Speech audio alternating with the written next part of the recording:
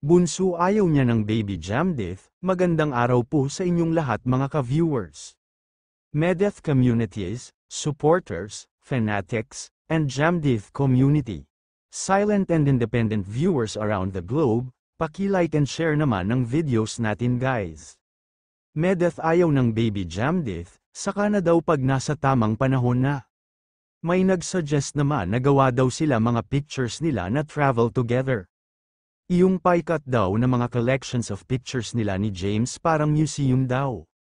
Natawa naman si Bunso, sabi niya na pwede daw yun kung boyfriend na daw niya si James. Habang hindi daw ayaw daw niya, baka daw mawala si Medeth sa kanyang sarili. Sabay tawa silang dalawa, focus daw muna si Bunso sa kanyang studies. Nasaad pa ni James, kalma lang daw kayo guys, napawaw naman si Bunso. Paglalahad pa niya na noon daw pag lumalabas daw siya kakain sa labas. Kasama ng mga friends niya o kahit siya daw kakain sa labas ay siya ang nagbabayad. Ngayon daw andyan na daw si James, nagbiro naman si James na naiwan daw niya wallet niya.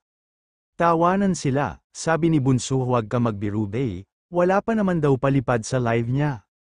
Nagpaparinig yata si Bunso, ang dami talagang nagwapuhan kay James. Ang goal po talaga nila this year guys ay mag-workout together in preparation for summer daw. Syempre beach naman ang gusto nila, hayaan na lang daw ang mga bangaw guys. Nakikita na naman po ang baba at ilong ni Medeth, at sabi nga ni James pati ang ilong daw ni Medeth asset niya yan, kaya huwag na lang daw pansinin ang mga bangaw.